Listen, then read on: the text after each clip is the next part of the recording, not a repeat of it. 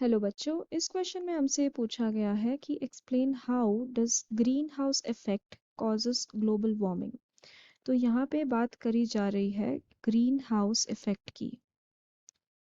Green house effect, तो ये जो ग्रीन हाउस इफेक्ट है ये नॉर्मली प्लांट्स को ग्रो करने में यूज किया गया था इन विंटर सीजन्स और इन कोल्ड एरियाज जहाँ पे इनफ सनलाइट नहीं मिलती थी।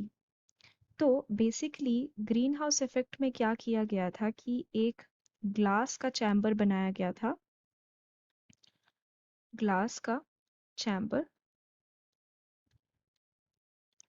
एंड वो ऐसे जगह पे रखा गया था जहाँ पे सनलाइट अवेलेबल हो। तो क्या होता था कि सनलाइट इस ग्लास के चैम्बर के अंदर जाती थी जहाँ पे प्लांट्स रखे गए थे, एंड जब वो अंदर जाती थी तो वो वहाँ के ग्लास के चैम्बर के अंदर ट्रैप हो जाती थी। उसके कारण एक हॉट इन्वायरमेंट या वार्म इन्वायरमेंट बनता था। ठीक है, यहाँ पे हम हॉट या वार्म इन्वायरमेंट बोल सकते हैं, जो हेल्प करता था in the growth of plants. लेकिन यही सेम फिनोमेना हम देखते हैं इन द अर्थ्स एटमॉस्फेयर। यही ग्रीन हाउस इफेक्ट हम कहाँ देखते हैं? अर्थ्स एटमॉस्फेयर में। और ये जो ग्रीन हाउस इफेक्ट है जो हम अर्थ एटमॉस्फेयर में देखते हैं अर्थ के, उसको बोलते हैं हम ग्लोबल वार्मिंग। तो ये जो ग्लोबल वार्मिंग होता है ये होता है due to various gases in our atmosphere. For example carbon dioxide, ozone, chlorofluorocarbons etcetera. तो ये जो कुछ गैसेस होते हैं जो हमारे एटमॉस्फेयर में प्रेजेंट है, ये क्या करते हैं, जो सनलाइट से जो भी एनर्जी आ रही होती है ये उसको ट्रैप कर लेते हैं। तो हम यहाँ लिख सकते हैं energy from the sunlight is trapped. ठीक है, नॉर्मली क्या होता है कि सनलाइट की एनर्जी आती है, सनलाइट की रेडिएशन आती है, वो हमारे अर्थ सरफेस को करवाती है। तो normally this is the step what happens. यहाँ पे सनलाइट का रेडिएशन आएगा, ठीक है, वो हमारे अर्थ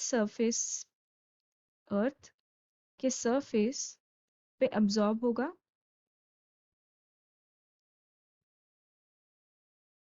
ठीक है, एंड अर्थ का सरफेस जो है वो उस एनर्जी को वापस रेडिएट बैक करेगा। सो वी कैन से कि the earth's surface radiates the energy back.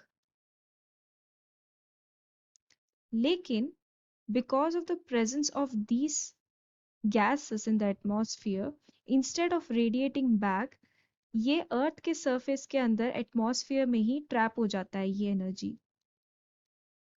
Energy gets trapped. क्यों? Because of these harmful gases in the environment, as a result of which वो पूरे अर्थ को ज्यादा गर्म कर देता है, वार्म कर देता है। उसी फिनोमेना को हम बोलते हैं ग्लोबल वार्मिंग। ठीक है, so this is how green house effect causes global warming. अब ये जो गैसेस जो हैं ये हमारे एनवायरनमेंट पे due to various reasons accumulate हो रहे हैं। जैसे कि आप देख सकते हैं मोटर व्हीकल्स से ये गैसेस रिलीज होते हैं।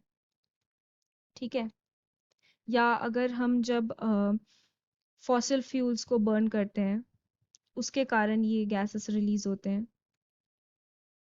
या वेरियस इंडस्ट्रीज से भी ये गैसेस रिलीज होते हैं, carbon dioxide, ozone and various other green house gases. So in gases के अक्यूमुलेशन के कारण ही ये एनर्जी ट्रैप होती है यहाँ पे, एंड ग्लोबल वार्मिंग होता है। So I hope you have understood. Thank you.